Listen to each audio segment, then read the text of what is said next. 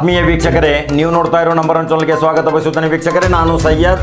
ನೋಡಿ, ಕರ್ನಾಟಕ ರಾಜ್ಯದಲ್ಲಿ ಗನಿಯಲ್ಲಿ ಹೆಸರುವಾಸಿಯಾದಂಥ ಎಕ್ಸ್ಪೋರ್ಟರ್ ಸಂತೋಷ್ ಲಾಡ್, ಮಾಜಿ ಸಚಿವರು, ಮಾಜಿ ಶಾಸಕರು, ಧಾರವಾಡ ಗ್ರಾಮೀಣ ಕ್ಷೇತ್ರದಲ್ಲಿ ಶಾಸಕರಾಗಿ ಅನೇಕ ಮಹತ್ವ ಕಾರ್ಯಗಳನ್ನ ಮಾಡಿದ್ದು ತಾವು ಎಲ್ಲರೂ ನೋಡಿರ್ಬೋದು. ಅವರು ಒಂದು ಮಾತು ಹೇಳ್ತಾರೆ ನೋಡಿ, ಅವರ ಭಾಷಣ ನಾವು ಇವತ್ತು ದೃಶ್ಯ ಮುಖಾಂತರ ತೋರಿಸ್ತಾ ಇದ್ದೀವಿ. ನಾನು ಯಾರ ಹತ್ರ ಒಂದು ದುಡ್ಡು ₹1 ತಿಂದಿಲ್ಲ, ನಾನು ಕಾಂಟ್ರಾಕ್ಟರ್ ಹತ್ರ ಕಮಿಷನ್ ತಿನ್ನಲ್ಲ, ನಾನು ಯಾವುದೇ ಟ್ರಾನ್ಸ್ಫರ್ ಕೇಸ್ಗೋಸ್ಕರ ಹಣ ವಸೂಲಿ ಮಾಡುವುದಿಲ್ಲ, ಯಾವುದೇ ಅಧಿಕಾರಿಗಳ ಕಾರ್ಯಕ್ಷಮತೆಯಲ್ಲಿ ಹಸ್ತಕ್ಷೇಪ ಮಾಡುವುದಿಲ್ಲ. ನಾನು ಸಾವಿರಾರು ಕೋಟಿ ಗಳಿಸಿದ್ದೀನಿ, ಸಾವಿರಾರು ಕೋಟಿ ದಾನ ಧರ್ಮದ ಮುಖಾಂತರ ಕೊಟ್ಟಿದ್ದೀನಿ. ಅನೇಕ ಕಾರ್ಯಕ್ರಮಗಳು, ಅನೇಕ ಧಾರ್ಮಿಕ ಕಾರ್ಯಕ್ರಮಗಳು, ಅನೇಕ ಸಾಮಾಜಿಕ ಚಟುವಟಿಕೆಗಳಲ್ಲಿ ಧಾರವಾಡ ಜಿಲ್ಲೆಯಲ್ಲಿಯೇ ಚಿರಪರಿಚಿತರಾದಂಥ ಕಲಘಟಗಿ ಮಾಜಿ ಶಾಸಕ ಸಂತೋಷ್ ಲಾಡ್ ಅವರು ಏನು ಮಾತಾಡಿದ್ದಾರೆ ಅದನ್ನು ನಮ್ಮ ದೃಶ್ಯದ ಮುಖಾಂತರ ತೋರಿಸ್ತಾ ಇದ್ದೀವಿ. ವೀಕ್ಷಕರೇ, ಇದು ಅಲ್ಲಮ್ಮ ಪ್ರಭು ದೇವಸ್ಥಾನ, ಧಾರವಾಡ ತಾಲೂಕು ಅಳ್ಳಾವರದ ಪಕ್ಕದಲ್ಲಿ ಇರುವಂಥ ಹೊನ್ನಾವರ ಗ್ರಾಮದಲ್ಲಿ ನೂತನ ಗ್ರಾಮ ಪಂಚಾಯಿತಿ ಸದಸ್ಯರಿಗೆ ಸತ್ಕಾರ ಸಮಾರಂಭ ಏರ್ಪಡಿಸುವಾಗ ಅವರು ಯಾವ ರೀತಿ ಗರ್ಜನೆ ಮಾಡಿದ್ದಾರೆ, ಯಾವ ರೀತಿ ಅವರು ಸ್ಟ್ರಾಂಗ್ ಆಗಿ ಖತರ್ನಾಕ್ ಭಾಷಣ ಮಾಡಿದ್ದು ಇವತ್ತು ನಾವು ತೋರಿಸ್ತಾ ಇದ್ದೀವಿ. ನೋಡಿ ವೀಕ್ಷಕರೇ, ಅವರ ಜೊತೆ KPCC ಸದಸ್ಯರಾದಂಥ ಅಳ್ಳಾವರದ ಗಣ್ಯ ವ್ಯಕ್ತಿಗಳು ಆದಂಥ ಅನ್ವರ್ ಭಾಗೇವಾಡಿ ಅವರ ಉಪಸ್ಥಿತಿಯಲ್ಲಿ ಅನೇಕ ಬಾಂಧವರು, ಸರ್ವ ಧರ್ಮದವರು ಎಲ್ಲರೂ ಕೂಡಿ ಅಲ್ಲಮ್ಮ ಪ್ರಭು ದೇವಸ್ಥಾನದ ಆವರಣದ ಪಕ್ಕದಲ್ಲಿ ಈ ಸತ್ಕಾರ ಸಮಾರಂಭದ ಸಂಪೂರ್ಣ ದೃಶ್ಯ ನಮ್ಮ ನಂಬರ್ ಒನ್ ಚಾನಲ್ನಲ್ಲಿ ತಾವು ನೋಡಬಹುದು. ವೀಕ್ಷಕರೇ, ಸಂತೋಷ್ ಲಾಡ್ ಏನ್ ಮಾತಾಡಿದ್ದಾರೆ, ಯಾವ ರೀತಿ ಗರ್ಜಿಸಿದ್ದಾರೆ, ನೇರವಾಗಿ ನೋಡಬಹುದು ನಂಬರ್ ಒನ್ ಚಾನಲ್ ಮುಖಾಂತರ. ಫಾಲೋ ಮಾಡೋದನ್ನ ಮರೆಯಬೇಡಿ, ಸಬ್ಸ್ಕ್ರೈಬ್ ಆಗಿ. ನಮಸ್ಕಾರ. 38 ವಯಸ್ಸಿನಲ್ಲಿ ನಾನು ಮತ್ತೆ ಸಚಿವನಾದೆ, 3 ಬಾರಿ ಶಾಸಕನಾಗಿದ್ದೀನಿ, ಇಡೀ ಪ್ರಪಂಚ ತಿರುಗಾಟ ಬಂದಿದ್ದೀನಿ. ದೇವರ ಆಶೀರ್ವಾದದಿಂದ ಸಾವಿರಾರು ಕೋಟಿ ಮಾಡಿದ್ದೀನಿ, ಸಾವಿರಾರು ಕೋಟಿ ಕಳ್ಕೊಂಡಿದ್ದೀನಿ. ನನ್ನ ವೈಯಕ್ತಿಕ ಅಭಿಪ್ರಾಯ ನಿಮ್ಗೆ ಹೇಳ್ಬೇಕಾಗಿದ್ರೆ, ನಾನು ರಾಜಕಾರಣದಿಂದ ಇವತ್ತುವರೆಗೆ ದೇವರ ಹಿಂದ್ಗಡಿದ್ದಾರೆ, ದೇವರ ಮೇಲೆ ಪ್ರಮಾಣ ಮಾಡಿ ಹೇಳ್ತೀನಿ, ನಾನು ₹1 ಕೂಡ ರಾಜಕಾರಣದಿಂದ ಮಾಡಿಲ್ಲ. ನಾನು ಯಾವ್ದು ಟ್ರಾನ್ಸ್ಫರ್ ಆಗಿರ್ಲಿ, ಯಾವ್ದೋ CM ಹತ್ರ ಹೋದೆ, ಯಾವ್ದೋ ಮಿನಿಸ್ಟರ್ ಹತ್ರ ಹೋದೆ, ಅವನಿಗೆ ಮಾಡಿಸಿದೆ, ರೊಕ್ಕ ಮಾಡಿದೆ, ಕಾಂಟ್ರಾಕ್ಟ್ಗಳಲ್ಲಿ ರೊಕ್ಕ ಹೊಡೆದೆ, ನಾನು ಇವತ್ತುವರೆಗೆ ಮಾಡಿಲ್ಲ. ಅದು ನೀವು ಕೂಡ ಪ್ರತಿಜ್ಞೆ ಮಾಡಬೇಕಿರ್ತಕ್ಕಂಥ ಪ್ರತಿಯೊಬ್ಬರು. ನಾವು ಗ್ರಾಮ ಪಂಚಾಯತಿ ಸದಸ್ಯರು ಏನು ಬಂದೀವಿ, ನಮ್ಮ ಕೈಲಿ ₹1 ಸ್ವಂತ ಖರ್ಚು ಮಾಡಿದ್ರು ಪರವಾಗಿಲ್ಲ, ಸರ್ಕಾರದ ಕಾರ್ಯಕ್ರಮ, ಸರ್ಕಾರದ ಫಲಾನುಭವಿಗಳನ್ನ ನೇರವಾಗಿ ಮುಟ್ಟಿಸಿ ನಾವು ₹1 ಕೂಡ ಲಂಚ ಇಟ್ಟೋಕಂತ ನಿರ್ವಾಣವಾಗಿ ನಿಷ್ಪಕ್ಷವಾಗಿ ನಾವು ಕೆಲಸ ಮಾಡ್ತೀವಿ ಅಂತ ಇವತ್ತಿಲ್ಲಿ ನೀವು ಪ್ರಮಾಣ ಮಾಡ್ಬೇಕಾಗ್ತದೆ. ಈ ಸಂದರ್ಭ ಕೇಳಲಿಕ್ಕೆ ಇಷ್ಟಪಡ್ತೀವಿ. ಅದಕ್ಕೆ ನಾವು ವ್ಯವಸ್ಥೆಗಳನ್ನ ಬದಲಾವಣೆ ಮಾಡ್ಬೇಕಂದ್ರೆ ನೀವು ಚಾಲು ಮಾಡ್ಬೇಕು.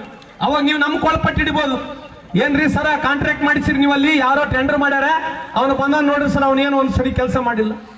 ಅದಕ್ಕೆ ಈ ವ್ಯವಸ್ಥೆಯನ್ನ ಬದಲಾವಣೆ ಮಾಡ್ಬೇಕಂದ್ರೆ ಇವತ್ತೇ ಆಗೋದಲ್ಲಿ, ಈ ಭಾಷಣ ಮುಖಾಂತರ ಆಗೋದಲ್ಲಿ ನನಗೆ ಗುರುತಿದೆ. ಇವತ್ತೊಂದು ಅವಕಾಶ ಸಿಕ್ಕಿದೆ, ನಿಮಗೆ ಮಾತಾಡ್ತಿದ್ದೀನಿ ಬಂಧುಗಳೇ. ಬಹಳ ವ್ಯವಸ್ಥೆ ಕೆಟ್ಬಿಟ್ಟಿದೆ ಅಂದ್ರೆ ನಾವೆಲ್ಲರೂ ಸೇರಿ ಕೆಟ್ಕೊಂಡಿವಿ. ನಾನೊಬ್ಬನೇ ಒಳ್ಳೆನು, ನೀವೊಬ್ಬರೇ ಕೆಟ್ಟವ್ರಂತಲ್ಲ, ಇಡೀ ಈ ವ್ಯವಸ್ಥೆ, ಈ ಸಮಾಜ ಕೆಟ್ಟೋಗ್ಬಿಟ್ಟಿದೆ. ಅದಕ್ಕೆ ನಾನು ಜಾಸ್ತಿ ಸಮಯ ತೊಗೊಳಕ್ ಹೋಗುದಿಲ್ಲ. ಇವತ್ತು ದೇಶದಲ್ಲಿ ವಿಶೇಷವಾಗಿ ಈ ಯಾವ್ದೇವ್ರಲ್ಲ ಅಲ್ಲಮ್ಮ ಪ್ರಭು ದೇವಸ್ಥಾನ ಎದುರುಗಡೆ ಇದೀವಿ. ಇವತ್ತು ಸುಮಾರು 40 ದಿನಕ್ಕೆ ಮುಗಿದಿದೆ. ನಾರ್ತ್ ಕರ್ನಾಟಕದಲ್ಲಿ, ಉತ್ತರ ಭಾರತದಲ್ಲಿ ಸುಮಾರು 10 ಲಕ್ಷ ರೈತರು 40 ದಿನ ರೋಡ್ ಮೇಲಿದ್ದಾರೆ. ಈ ದೇಶದ ತಿದ್ದುಪಡಿ ಆಗ್ಬೇಕು, ಕಾನೂನು ತಿದ್ದುಪಡಿ ಆಗ್ಬೇಕು, ರೈತರಿಗೆ ಅನುಕೂಲ ಆಗ್ಬೇಕಂತ ಹೇಳಿ ಇಡೀ ಭಾರತ ದೇಶ ಪರವಾಗಿ ಉತ್ತರ ಕರ್ನಾಟಕದಲ್ಲಿ, ವಿಶೇಷವಾಗಿ ಹರಿಯಾಣ ಹಾಗೂ ಪಂಜಾಬ್ ರಾಜ್ಯದಲ್ಲಿ ಇರ್ತಕ್ಕಂಥ ರೈತರು 40 ದಿನ 4 ಡಿಗ್ರಿ 2 ಡಿಗ್ರಿ ಚಳಿಯಲ್ಲಿ ಮಲಗಿದ್ದಾರೆ, ರೋಡ್ ನಲ್ಲಿ ಮಲಗಿದ್ದಾರೆ. ಅವ್ರು 26ನೇ ತಾರೀಕು, ಜನವರಿ 26ನೇ ತಾರೀಕು ದೊಡ್ಡ ಹೋರಾಟ ಮಾಡ್ತಾ ಇದ್ದಾರೆ. ಅದಕ್ಕೆ ಈ ಭಗವಂತ ಮುಖಾಂತರ ನಾವು ಅವರಿಗೆ, ಅವ್ರು ಏನಲ್ಲಿ ಹೋರಾಟ ಮಾಡ್ತಿದ್ದಾರೆ, ಪ್ರತಿಯೊಬ್ಬರು ರೈತರು, ಇಲ್ಲಿ ನಾವಿರ್ತಕ್ಕಂಥ ಕೂಲಿ ಕಾರ್ಮಿಕರು, ಅವ್ರ ಪರವಾಗಿ ನಾವು ಬೇಡ್ಕೋಬೇಕು. 26ನೇ ತಾರೀಕು ಈ ಕಿಸಾನ್ ಮೋರ್ಚಾ, ಈ ರೈತರು ಏನು ಸಂಘಟಿತರಾಗಿ ಕಳೆದ 40 ದಿನಗಳಿಂದ ರೋಡಲ್ಲಿ ಮಲಗಿ ಈ ಸರ್ಕಾರಕ್ಕೆ ಒಂದು ತಕ್ಕ ಪಾಠ ಕಲಿಸ್ತಕ್ಕಂಥ ಒಂದು ಪ್ರಯತ್ನ ಮಾಡ್ತಿದ್ದಾರೆ. ಅವರು ಆ ಹೋರಾಟದಲ್ಲಿ ಯಶಸ್ವಿ ಆಗ್ಬೇಕಂತೇಳಿ ತಾವೆಲ್ಲರೂ ಆ ದೇವರಲ್ಲಿ ಬೇಡ್ಕೋಬೇಕಂತ ಈ ಸಂದರ್ಭ ಕೇಳಲಿಕ್ಕೆ ಇಷ್ಟಪಡ್ತೀನಿ.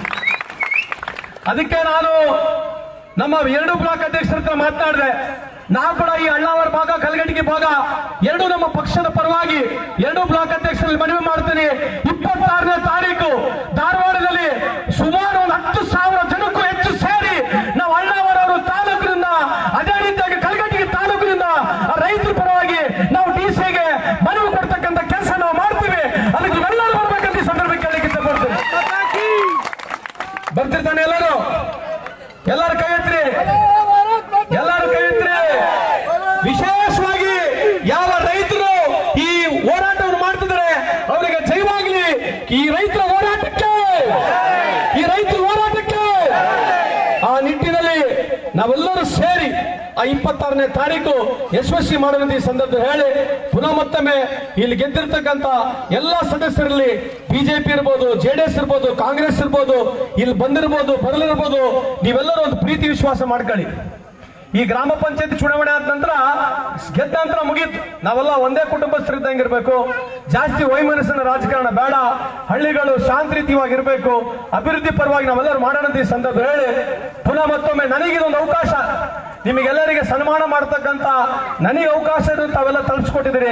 ನಿಮ್ಮೆಲ್ಲರಿಗೆ ಸದಾ ನಾನು ಆಭಾರಿಯಾಗಿರ್ತಂತ ಈ ಸಂದರ್ಭ ಹೇಳಿ ಪುನಃ ನಾನು ಇನ್ನು ಮುಂದ್ಗಡೆ ಈ ಭಾಗದಲ್ಲೇ ಇರ್ತೀನಿ, ಈ ಭಾಗದಲ್ಲೇ ಸ್ಪರ್ಧೆ ಮಾಡ್ತೀನಿ. ನೀವೇನು ದಯವಿಟ್ಟು ಮಾಡಿ ನೀವಾಗಿ ಸಂತೋಷ್ ಲಾಡ್ ಬಿಟ್ಟು ಹೋಗಪ್ಪ ಅಂದ್ರೆ ಮಾತ್ರ ನಾನು ಹೋಗ್ತೀನಿ.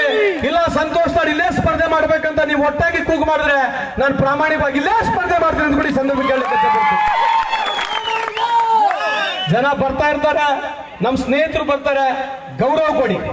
ಯಾಕಂದ್ರೆ ಈ ರಾಜಕೀಯ ವ್ಯವಸ್ಥೆಯಲ್ಲಿ ಪಾರ್ಟಿಗಳು ಎಷ್ಟೇ ಇದ್ರು, ಎಷ್ಟೇ ಭಿನ್ನಾಭಿಪ್ರಾಯ ಇದ್ರು ಕೂಡ ಯಾರೇ ಒಬ್ಬರು ಬಂದ್ರು ಕೂಡ ಗೌರವ ಕೊಡ್ತಕ್ಕಂಥದ್ದು, ಗೌರವವನ್ನು ಕಾಪಾಡ್ಕೊಳ್ತಕ್ಕಂಥದ್ದು ನಮ್ಮೆಲ್ಲರ ಆದ್ಯ ಕರ್ತವ್ಯವಾಗಿರುತ್ತೆ. ಆ ನಿಟ್ಟಿನಲ್ಲಿ ಬಂಧುಗಳೇ ದಯಮಾಡಿ 26ನೇ ತಾರೀಕು ಒಂದು ದೊಡ್ಡ ಪ್ರಮಾಣದ ರ್ಯಾಲಿ ಮಾಡಬೇಕು. ಆ ದೊಡ್ಡ ಪ್ರಮಾಣದ ರ್ಯಾಲಿಗೆ ನೀವೆಲ್ಲ ಭಾಗವಹಿಸಬೇಕಂತ ಈ ಸಂದರ್ಭ ಹೇಳಿ ಪುನಃ ಮತ್ತೊಮ್ಮೆ ನಿಮ್ಮೆಲ್ಲರ ಆಶೀರ್ವಾದವನ್ನು ಕೋರಿ, ನಿಮಗೆ ದೇವರೇನು ಆಶೀರ್ವಾದ ಮಾಡಿ ಒಂದು ಅಧಿಕಾರವನ್ನು ಕೊಟ್ಟಿದ್ದಾನೆ, ಆ ಅಧಿಕಾರದಿಂದ ಜನರಿಗೆ, ಬಡವರಿಗೆ, ಕೂಲಿ ಕಾರ್ಮಿಕರಿಗೆ ಅನುಕೂಲ ಆಗ್ತಕ್ಕಂಥ ಕೆಲಸ ತಾವು ಮಾಡ್ರಿ. ನಿಮ್ಮಿಂದ ಹಳ್ಳಿಗಳು ಉದ್ಧಾರ ಆಗ್ಲಿ. ನಾವು ಕೂಡ ನಿಮ್ ಜೊತೆ ಸೇವೆಯನ್ನು ಮಾಡ್ತೀವಿ ಅಂತ ಈ ಸಂದರ್ಭ ಹೇಳಿ ತಮ್ಮೆಲ್ಲರ ಆಶೀರ್ವಾದವನ್ನು ಕೋರಿ ಎರಡು ಮಾತನ್ನು ಮುಗಿಸ್ತೇನೆ. ಜೈ ಹಿಂದ್, ಜೈ ಕರ್ನಾಟಕ.